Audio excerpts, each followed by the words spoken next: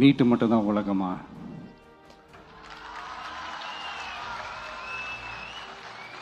படிப்பில் சாதிக்கணும் தான், படிப்பும் சாதனை தான், அதான் மறுக்கல. பட் அதுக்காக பர்டிகுலராக ஒரே ஒரு படிப்பில் மட்டும் நம்ம அச்சீவ் பண்ணியே ஆகணும் அப்படின்னு நினைக்கிறது ஒன்றும் சாதனை கிடையாது. ஒரே விஷயத்தை பற்றி திரும்ப திரும்ப யோசிச்சு உங்கள் ஆங்ஸைட்டியை ஏற்றிக்காதீங்க. அவ்வளோ ஸ்ட்ரெஸ்ஃபுல் ஆக வேண்டிய அவசியம்லாம் ஒன்றுமே கிடையாது. இது நான் ஏன் சொல்கிறேன்னா, நீட்டு மட்டும் தான் உலகமா?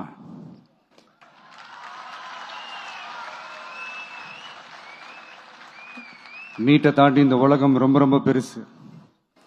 அதில் நீங்கள் சாதிக்க வேண்டியது பல விஷயங்கள் இருக்கு. அதனால இப்போவே உங்கள் மைண்டை ரொம்ப ஸ்ட்ராங்காக வச்சுக்கோங்க, டெமோக்ராட்டிக்காக வச்சுக்க கற்றுக்கோங்க. ஏன்னா டெமோக்ரஸின்னு ஒன்று இருந்தால் தான் இந்த உலகமும் சரி, இந்த உலகத்தில் இருக்கிற எல்லா ஃபீல்டும் சரி, ஒரு ஃப்ரீடமாக இருக்க முடியும். அது மட்டும் இல்லை, ஒரு முறையான ஒரு டெமோக்ரஸி இருந்தாலே போதும், எல்லாருக்கும் எல்லாமும் ஈக்குவலாக கிடைக்கும். அதனுடைய ஃபர்ஸ்ட் ஸ்டெப்பாக உங்கள் வீட்டில் இருக்கிற எல்லாருக்கிட்டையும் சொல்லுங்க, அவங்கவுங்களுடைய ஜனநாயக கடமையை ஒழுங்காக செய்ய சொல்லுங்க.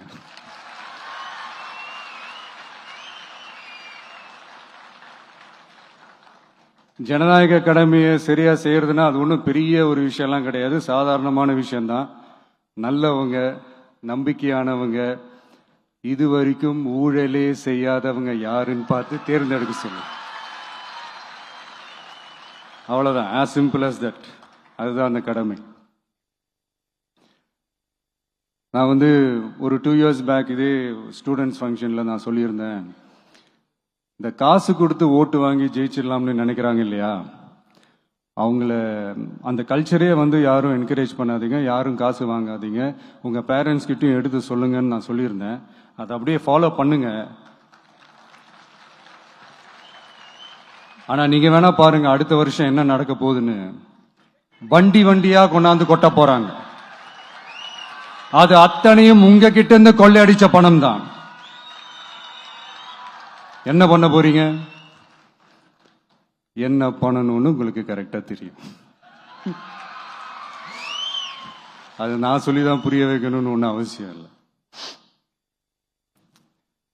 அண்ட் மை டியர் பேரண்ட்ஸ், உங்ககிட்ட ஒரு சின்ன ரிக்வெஸ்ட், உங்க குழந்தைங்களோட விஷயத்துல எதுவும் ஃபோர்ஸ் பண்ணாதீங்க, ப்ரெஷர் போடாதீங்க, எதுவும் இம்போஸ் பண்ணாதீங்க.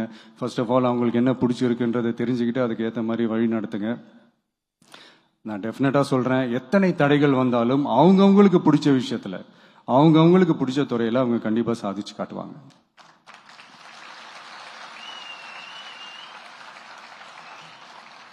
இன்னொரு முக்கியமான விஷயம் உங்ககிட்ட நான் ஷேர் பண்ணணும்னு நினைச்சது என்னன்னா, இந்த சாதி மதத்தை வச்சு இந்த பிரிவினை வளர்க்கிற அந்த சிந்தனை பக்கமே போயிடாதீங்க. அந்த சிந்தனை உங்களையோ இல்லை உங்க மைண்டையோ டிஸ்டர்ப் பண்ற அளவுக்கு அதை அலோவ் பண்ணவே பண்ணாதீங்க. விவசாயிகள் என்ன சாதி மதம் பார்த்தா பொருளை விளைய வைக்கிறாங்க?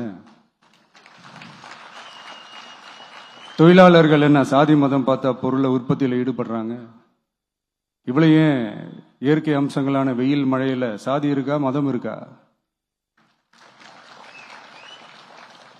எப்படி இந்த போதை பொருட்களை எப்படி நம்ம அறவே ஒதுக்கி வைக்கிறோமோ, அதே மாதிரி இந்த சாதி மதத்தையும் ரொம்ப ஸ்ட்ரிக்டா தூரமா, எவ்வளவுக்கு எவ்வளவு தூரமா அதை ஒதுக்கி வைக்கிறீங்களோ அவ்வளவுக்கு அவ்வளவு அதை தூரமா ஒதுக்கி வச்சிருங்க. அதுதான் எல்லாருக்குமே நல்லது.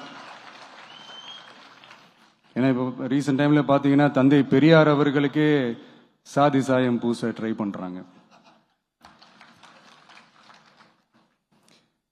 ஒன்றிய சிவில் சர்வீஸ் எக்ஸாம்ல கூட சாதி சாயம் பூசுற மாதிரி ஒரு கேள்வி ஒன்று கேட்டு வச்சிருக்கிறாங்க. இதையெல்லாம் வன்மையாக கண்டிக்கிறோம்.